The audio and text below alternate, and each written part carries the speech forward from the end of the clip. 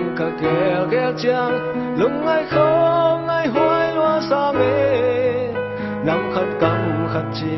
bề khát phung khát chi bằng in nê hong khen khen hia sum lệ bài đây na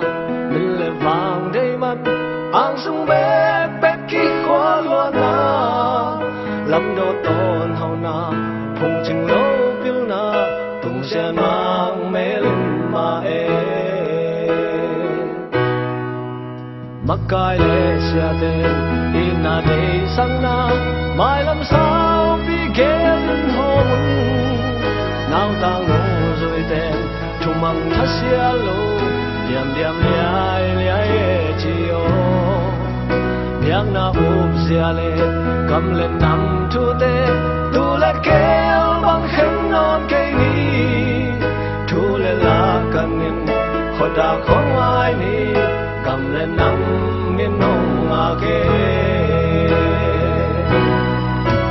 dẫu găm dẫu đi á chúng man chỉ ta kinh dẫu lại dẫu bao ô khăn không qua gió tình quay qua bi hay dẫu dẫu mi dẫu ngày nào ngừng ta bi đi si bi đi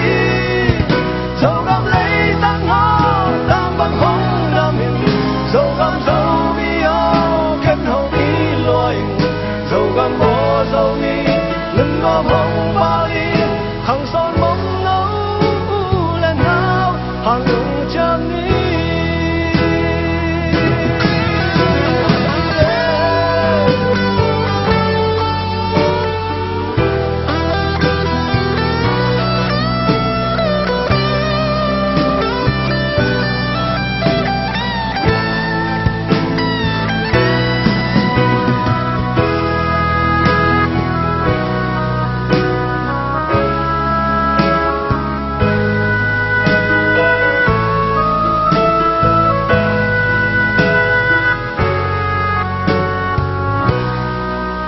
dẫu găm dẫu lệ à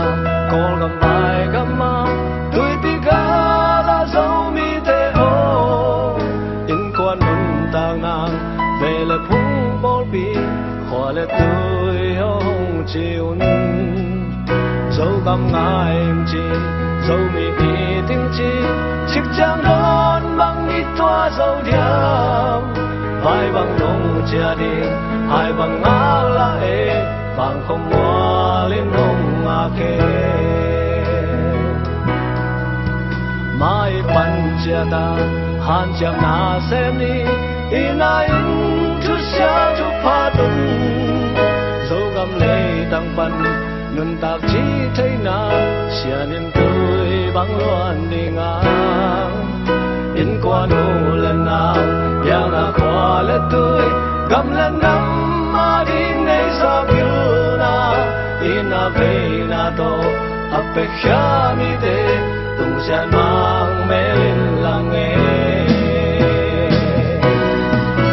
dẫu găm dẫu bi a chúng man chỉ ta kinh dẫu lại dẫu bao ô khăn cùng qua gió tình quay qua mi hay dẫu dẫu mi dẫu ngày nào ngừng ta bi đi si bi đi dẫu găm lấy tăng hoa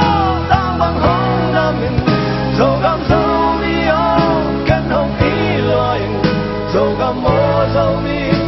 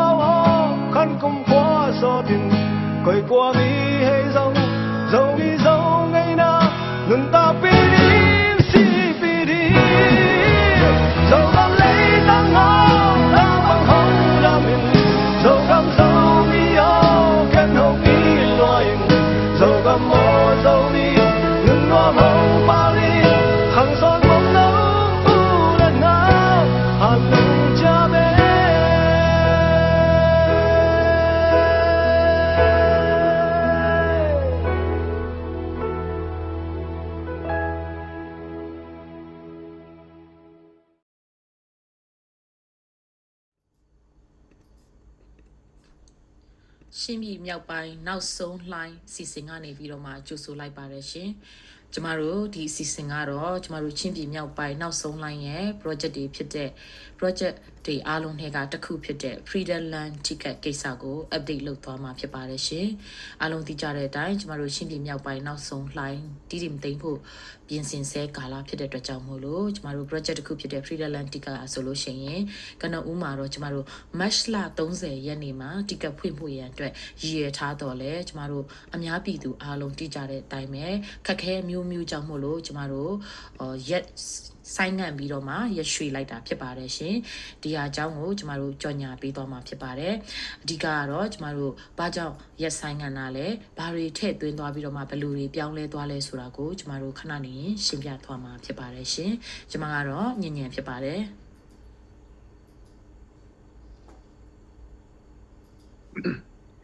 ตัวเลตุนีนะเลยต้องมนตอมตอมอมจงมีบิปิเตตุนีฮี freedom land ticket สินุงนะองกิจองยาองกิจะศักษาไอฮีเตดีมาอินมุนฮี freedom land ticket ต่อเลยนะไวเป็นนุงนะอเบซาไลฟ์เตอะมัสคาสอมทุมเนียหอนดิ้งจิอันนี่นะองกิเกนี่มาแต่เสเลฮีอเลสซองเตဒုတိယစုမတဲ့အနိနာအထုံနာချီတဲ့ပေါ်လာကိပေလာပိနာတော့ချငနာအတုံတုံ update အုံးလေတော့ကောမ်ကာလာဟက်ဆန်နာတုံတုံအတုံတုံဟာငနာsom tum mat kha som tum ni na ki hi thei loi na to to ke sai na tu ni na update por khadong za sak king nom kai man na tu ni na hi ten din khopi mi pi khut songa mate inga thei na ding na hi update to ke sai chin pin miao pai nau song lai panina attacking tunina update hongen no miung epen tunina hi zaksak na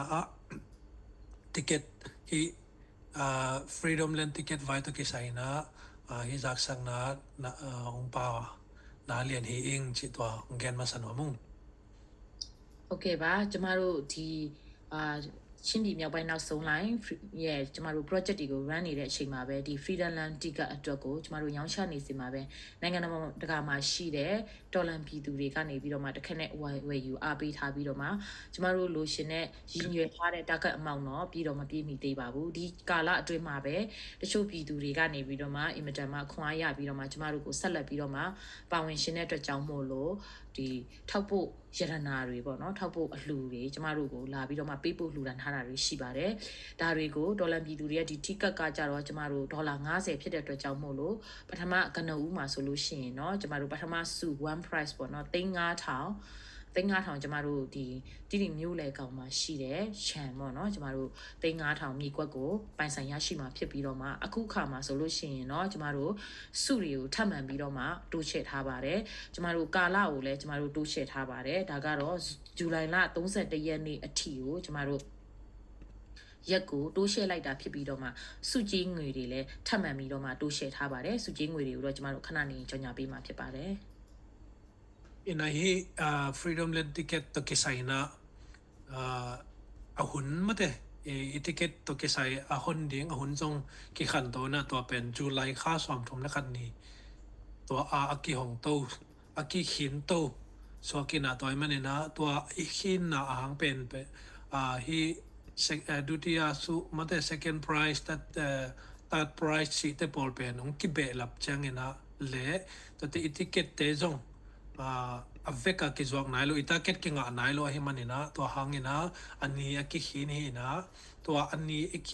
ikhin to pen july kha som tum lekhat a hi na hang to ki zuin pangchiria i powding i price te jong ong ki bela bai manina to te den changina ang sa sak to de a hangina i target pi nga zo nailo le ticket te jong tampi takin lehin ma ta se le hang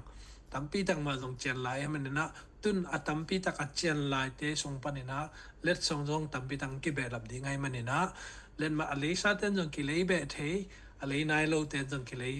thei lai chi to ai manina to to ki sai ong za sak to ding hiu a hangina tidim kholai zanga in mun hoi ma pen to pen a khat na hi na ani na jong to rong pai to to ki sai ong gen to la ding nga to chang na hi athum na alina นี่เต็งสุจีอากิปันหมดตัวแต่ตุนองจะสักตัวดิ่งให้องค์ชิตวงองเกนกิงนอมไหล ဟုတ်ကဲ့ပါကျမတို့ဒီ Freedom Land Ticket ကိုတော့ဇူလိုင်လ31ရက်နေ့ကိုရွှေ့ဆိုင်းလိုက်ပြီးတော့မှကျမတို့စုကြီးငွေတွေကိုလည်းထပ်မံပြီးတော့မှအတူချစ်ထားတာဖြစ်ပါတယ်ဒါကတော့ကနဦးမှာပထမစုကကြတော့ကျမတို့9000 square feet ရှိတဲ့မြေကွက်3500တန်မြေကွက်ကိုပိုင်ဆိုင်ရမှာဖြစ်ပြီးတော့မှဒုတိယမှာတော့ကျမတို့2260 square feet ရှိတဲ့ကာလာပေါက်ဈေးကတော့1000ကနေ2000ကြားမှာရှိတဲ့ရှမ်းမြေကိုတော့ကျမတို့ဒုတိယစုအနေနဲ့တိုးရှယ်ထားပြီးတော့မှတတိယစုကတော့ကျမတို့မိုးကုတ်နီလာလုံးချောနဲ့ရွှေတကြက်သားဖြစ်တဲ့ဟန်ချင်းကိုကျမတို့တတိယစုအနေနဲ့ထည့်သွင်းထားပြီးတော့မှဒါကတော့ကျမတို့ကာလပေါက်ဈေးရတော့300နီးပါးရှိပြီးတော့မှကျမတို့တတိယစတုဒ္ဓမြောက်စုကိုတော့ကျမတို့ဆိုင်ကယ်925ကိုထပ်မံပြီးတော့မှဖြည့်စွတ်ထားပြီးတော့မှနှစ်သိမ့်စုများကတော့ဒီဇိုင်နာဂျင်း T-shirt ဖြစ်တဲ့အဲ့ဒီ designer jean T-shirt ကဆိုလို့ရှိရင်เนาะကျမတို့အားလုံးဒီမကြခင်မှာလည်းကျမတို့ဓာတ်ပုံတွေတင်ပေးသွားပါမယ်ຫນွေဦးတော်လန်ရေးနဲ့ကျမတို့ဒီຫນွေဦးတော်လန်ရေး designer T-shirt လေးတစ်ခုဖြစ်ပြီးတော့မှနောက်တစ်ခုကကြတော့ကျမတို့ကြောက်စိမ့်နကနှစ်သိမ့်စုထဲမှာကြောက်စိမ့်နကတစ်ခုလည်းပါပြီးတော့မှနောက်ထပ်နှစ်သိမ့်စုတစ်ခုကတော့ကျမတို့ပဒံများပေါ့နော်ပဒံများမိုးကုတ်ပဒံများကိုရွှေနဲ့လှုပ်ထားတဲ့ဘော်ကျဲသီးဖြစ်ပါတယ်တကယ်လို့အဲ့ဒီဘော်ကျဲသီးကိုအင်ကြီးမှာတက်ဖို့ဘော်ကျဲသီးမကြိုက်ဘူးဆိုလို့ရှိရင်လည်းကျမတို့ဟန်ချင်းနေနဲ့လည်းပြောင်းလဲပြီးတော့မှဒါလှုပ်ဆောင်လို့ရတဲ့နီလာဘော်ကျဲသီးကိုကျမတို့ဖြည့်စွတ်ထားပါတယ်ထပ်မံပြီးတော့မှကျမပြောပါမယ်ပထမစုကကြတော့ကျမတို့ Freedom Land ticket ရဲ့ပထမစုကကြတော့900 square feet ရှိတဲ့တီတီမြို့လေကောင်မှာ5000တန်900 square feet ကိုကျမတို့ပိုင်ဆိုင်ရရှိမှာဖြစ်ပြီးတော့မှဒုတိယစုကတော့1000ကနေ2000ကြားမှာရှိတဲ့ကျမတို့ Freedom Land ticket ရဲ့ဒုတိယစုဖြစ်တဲ့အကျယ်ဝန်းကတော့2260 square feet ဖြစ်ပါတယ်တတိယစုကတော့နီလာလုံးချောဟန်ချင်းဖြစ်ပြီးတော့မှရွှေရတော့တကြက်သားဖြစ်ပြီးတော့မှဆီယမဒေါ်လန်ကနေပြီးတော့မှဒီ Freedom Land ticket အတွက်အားဖြည့်ပေးထားတာဖြစ်ပါတယ်ကျမတို့ Stoda စုကတော့ဆိုင်ကယ်125ဖြစ်ပြီးတော့မှကျမတို့ဒါကတော့ Stoda စုအနေနဲ့ထပ်မံပြီးတော့မှဖြည့်စွတ်ပေးထားတာဖြစ်ပါတယ်ရှင်ဒါအပြင်နှစ်သိမ့်စုလည်းပါရှိပါတယ်ဒီနှစ်သိမ့်စုကတော့ designer jean T-shirt တစ်ခုဖြစ်ပြီးတော့မှကျမတို့ designer နာမည်ကြီးတဲ့ designer တယောက်ကနေပြီးတော့မှ design လုပ်ထားတာဖြစ်ပါတယ်ရှင်အဲ့ဒီ designer T-shirt ကကြတော့ကျမတို့နှစ်သိမ့်စုထဲမှာစုတစ်ခုဖြစ်ပြီးတော့မှနောက်တစ်ခုကတော့ကြောက်စိမ့်နကဖြစ်ပြီးတော့မှဒါကတော့ကျမတို့အမှုတော်ဆောင်ဆရာမတယောက်ကနေပြီးတော့မှအားဖြည့်ထားတာဖြစ်ပြီးတော့မှနီလာကျမတို့နောက်ထပ်တစ်ခုကကြတော့ကျမတို့နီလာဘော်ကျဲသီးပေါ့နော်နီလာဘော်ကျဲသီးလည်းဖြစ်ပြီးတော့မှကြောက်စိမ့်နကရဲ့ဆွဲသီးတွေကလည်းနှစ်သိမ့်စုထဲမှာပါရှိပြီးတော့မှနောက်ထပ်တစ်ခုကတော့ကျမတို့မိုးကုတ်နီလာဘော်ကျဲသီးဒီဇိုင်နာ T-shirt ရဲ့ကြောက်စိမ့်နကရဲ့နီလာဘော်ကျဲသီးရဲ့ဗရန်များဗရန်များဘော်ကျဲသီးတို့ရဲ့ပါဝင်ဖြစ်စွတ်ထားတာဖြစ်ပါတယ်ရှင်ဒါကြောင့်မို့လို့ဇူလိုင်လ30ရက်နေ့ထိကျမတို့ticket ရောင်းချမဲ့ကာလကို extend လုပ်ထားပါတယ်စုတွေကတော့ဒီစုတွေဖြစ်ပါတယ်ရှင်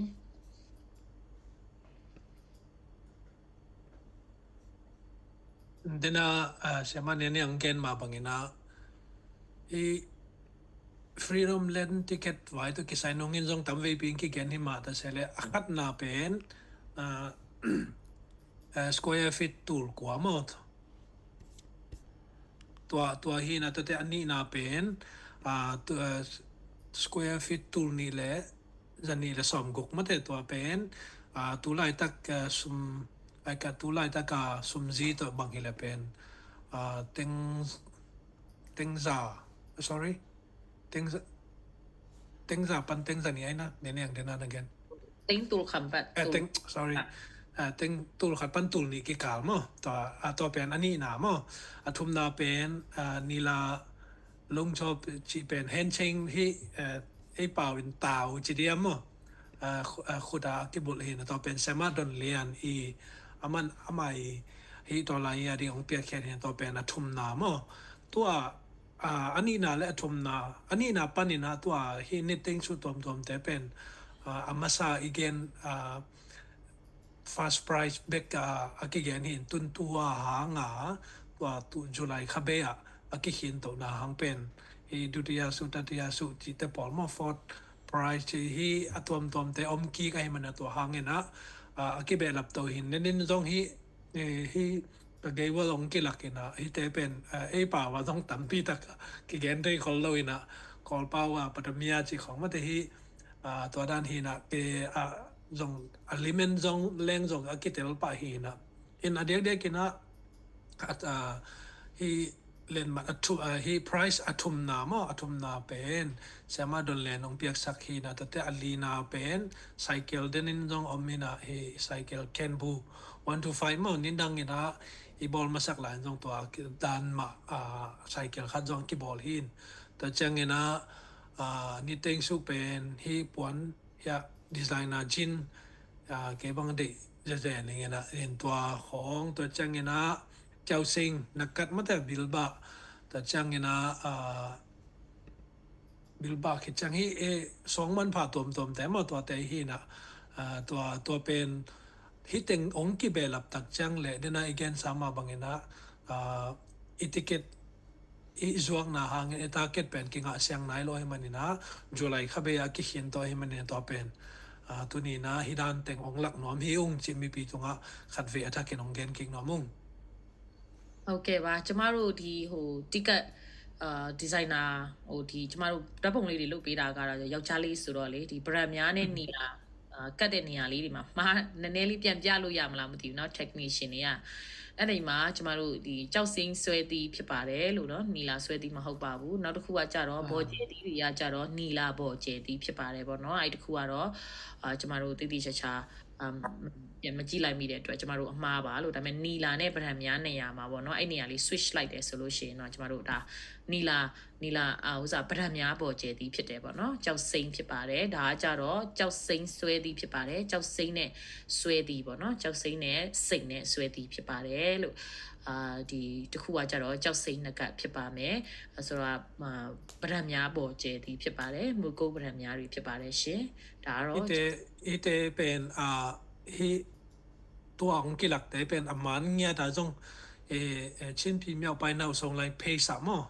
งกิแต่งกิ่งดิ้งฮีจีจ้ะองแกนกิ่งนอมไงไม่ลงน้ำไม่ไรကျမဆက်လက်ပြီးတော့မှပြန်ပြောပါမယ်ရှင်ကျမတို့ရဲ့ဒီ Freedom Lamp ticket ကိုကနဦးမှာတော့ March 30ရက်နေ့မှာကျမတို့ဖွင့်မယ်ဆိုပြီးတော့မှစီစဉ်ထားတော့လေကျမတို့အခက်ခဲအမျိုးကြောင့်ပဲ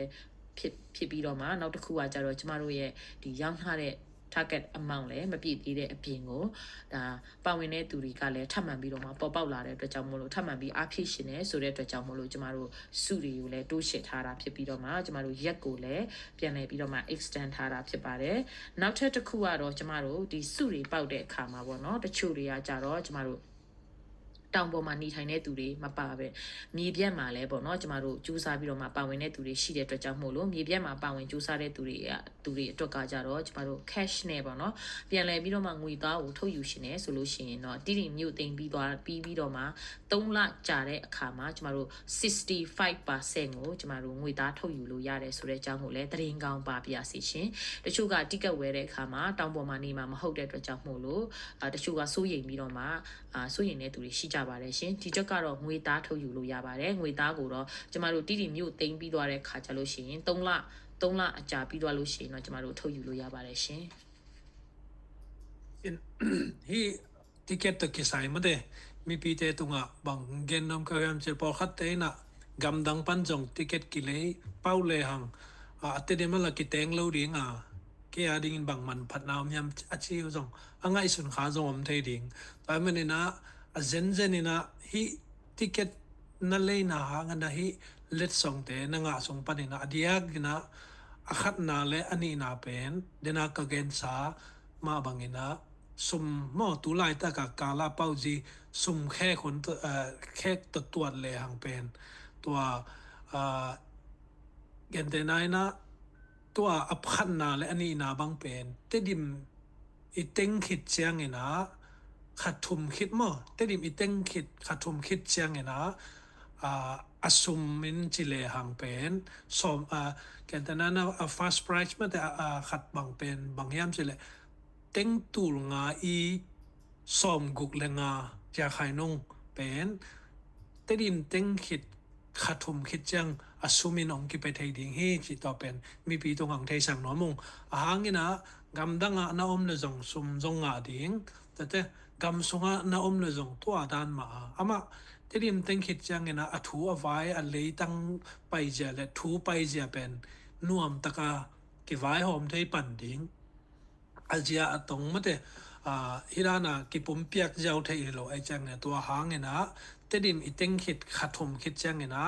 som guk lenga ya khai nong pen asumina na pawa le ong ki pe ding hi chi pen to pen mi pin nong chep te sak dingu ong gen no mung hangena hi pen pol khat te ading ina gen tenan gam dang ate ai jong ina gam songa ai phial jong ina atwa ticket panina nanga zen zen kha kha le pen a le tang pen ong ki pok thei lo ding ama sumina ong ki pe thei ding ai na pen tu ni na ni rang ina hi le leng ke la te di mo om lo ringa ke wa ta kal he lo dinga chi alung yang te ading ina ta den kong mate thu hoi ma ma khada hi na jong athakin ki sa sak nom hang hi pen pang chi dia phola a le tang a teng ding chi na hi lo hang na mi pi ni tel ding ina inga ke jong ina ipaw ke jong ina gama ding telim khopi lang na ding na pat na pen athupi ma ma hi chi pen ki thei sang nom yang ei me le ကဲပါချင်းကျမထပ်မံပြီးတော့မှအားလုံးကိုမိဘပြည်သူများကိုအသိပေးချင်တာကတော့ကျမတို့ရှင်းပြည်မြောက်ပိုင်းနောက်ဆုံးလှိုင်းရဲ့ live တွေကကျမတို့ယခုဖြစ်ပျက်နေတဲ့ငလျင်ဘေးကြောင့်မို့လို့ကျမတို့ခဏရက်ဆိုင်ထားတာဖြစ်ပြီးတော့မှမကြခင်မှာပဲကျမတို့ပြန်လဲပြီးတော့မှဒီတိတိမြို့သိန်းကျမတို့တော်လန်ရေးကမပြီးသေးတဲ့အတွက်ကြောင့်မို့လို့ကျမတို့တော်လန်ရေးအတွက်တိတိမြို့သိန်းအတွက်ကိုချင်းပြည်မြောက်ပိုင်းနောက်ဆုံးလှိုင်းချင်းညီနောင်စစ်စင်ရေးအတွက်ကိုကျမတို့ပြန်လဲပြီးတော့မှပြင်ဆင်ရမှာဖြစ်တဲ့အတွက်ကြောင့်မို့လို့မိဘပြည်သူများမှာကျမတို့ရဲ့ဒီတော်လန်ရေးကိစ္စနဲ့ပတ်သက်ပြီးတော့မှ live များကိုပြန်လဲပြီးတော့မှအားပေးပြီးထောက်ပို့ပါဝင်သွားဖို့ရလဲပြန်လဲပြီးတော့မှသတိပေးပြောကြားလိုပါတယ်ရှင်ကျမတို့ Freedom Lamb Ticket ချင်းပြည်မြောက်ပိုင်းနောက်ဆုံး line ရဲ့ project တွေကတော့နံပါတ်1ကတော့ကျမတို့ donation ဖြစ်ပြီးတော့မှနံပါတ်2ကတော့ကျမတို့ZFU ဘောင်ဖြစ်ပါတယ်နံပါတ်3ကတော့ Freedom Land Ticket ဖြစ်ပြီးတော့မှကနဦးမှာတော့ March လ30ရက်နေ့မှာကျမတို့မဲဖောက်မဲ့အစီအစဉ်ကိုဇူလိုင်လ30ရက်နေ့ကိုကျမတို့ extend လုပ်လိုက်တာဖြစ်ပြီးတော့မှရက်ပဲ extend လုပ်တာမဟုတ်ပဲနဲ့ကျမတို့စုကြီးငွေများကိုလည်းတိုးရှဲ့သွားတာဖြစ်တဲ့အတွက်ကြောင့်မို့လို့မိဘပြည်သူများမှာဆက်လက်ပြီးတော့မှ target amount ပြည့်မီဖို့ရန်အတွက်ဝင်းရံပေးကြဖို့ရန်အတွက်ဒီနေရာကနေပြီးတော့မှမြစ်တာရက်ခံมาလည်းဖြစ်ပါတယ်ရှင်ဒါကတော့ရှင်းပြည်မြောက်ပိုင်းနောက်ဆုံးလိုက်ချင်းညီနောင်စစ်စင်ရေးတီတီမျိုးအတွက်ပြင်ဆင်နေတဲ့ project တွေဖြစ်ပါတယ်ရှင် in lung na mai ne yang en tua hi to ki saina tu lai tak bang e kol gam songa i dei lo le hak sa isang mama zinlin na hangina hi fundraising to ki sai aki tu lai tak aki tol ngadi na ai zongina asolo na ki pan ki ding hangina i target mate i tidim khopi ei khut sunga om nai lo la zo nai lo hi manina to ilak zo na dingina tu ni hi Freedom Land Ticket ai jongin to khit changena ZFU bonds ai jongin mo to pen mi pi na hi igam ileya eima ma thu ine the na dingena i ma pan the na pen ahonom la e manina len ma le nai lo te NGG bond ai jongina atom tom te panina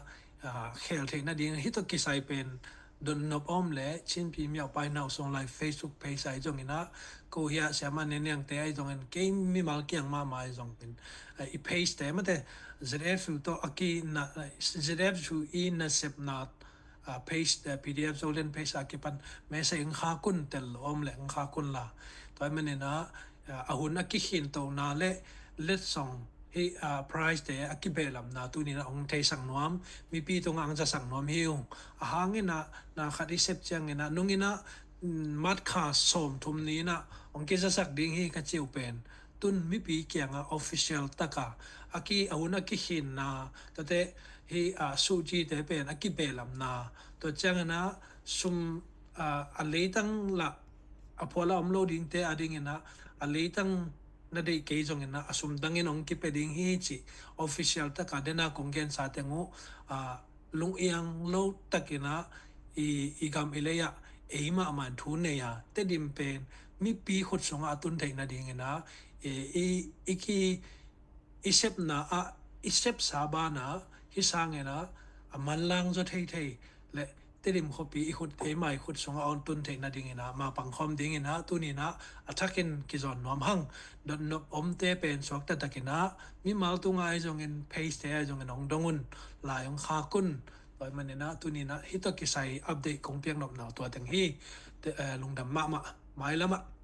ikameleya dingena apangzo sem dingin mi mal kim ibiak pa pasen en tupang pichat ta hen amen Namele live khak phot lo dia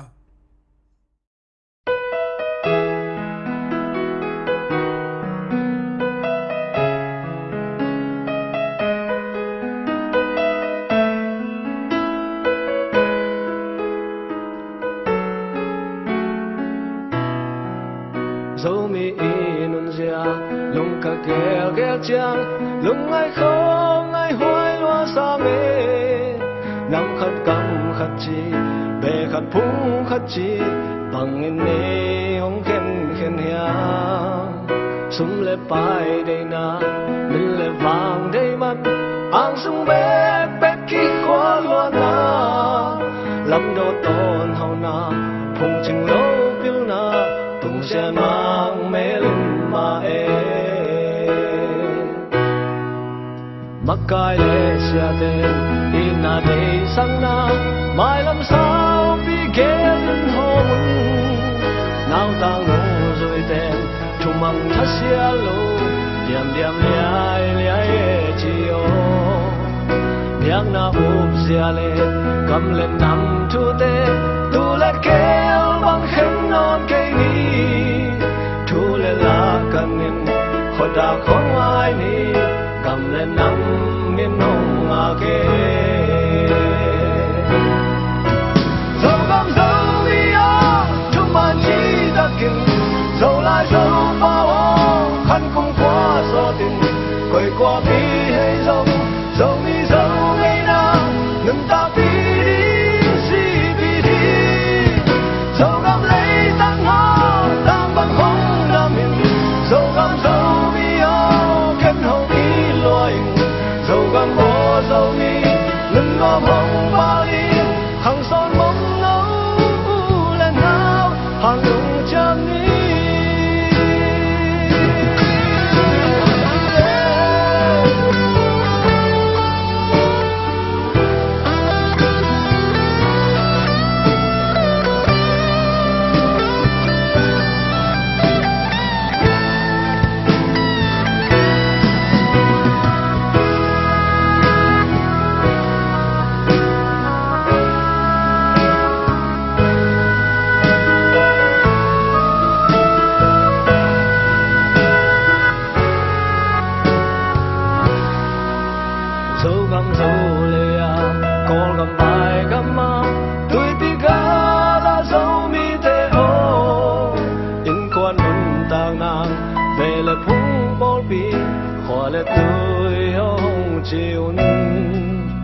dẫu gam ngài chi dẫu mi đi tiếng chi chiếc trang đón bằng ít toa dẫu điềm vai bằng đông chia đi hai bằng ngã lại bằng không hoa lên hồng à kê mai pan chia ta han cham na xem đi ina in thu xa thu pa tun dẫu gam lệ tăng pan ngân tạc chỉ thấy na xia niềm tươi băng loan đi ngang in qua nụ lần nào yang na qua lệ tươi gam lần năm mà đi ngay sa biu na in na về na to áp bê khia mi te tung xa mang mê lên làng nghe dẫu gam dẫu mi a chúng man chỉ ta kinh dẫu lại dẫu khăn cùng qua gió tình quay qua bi hay dẫu dẫu mi dẫu ngày nào ngừng ta bi đi si bi đi dẫu gam lấy tăng hoa tăng bằng hồng nam mình dẫu gam dẫu mi ô kết hồng ý loài dẫu gam mô dẫu mi ngừng ngom hồng ba ly khang son bóng nấu lên nào hàng lũ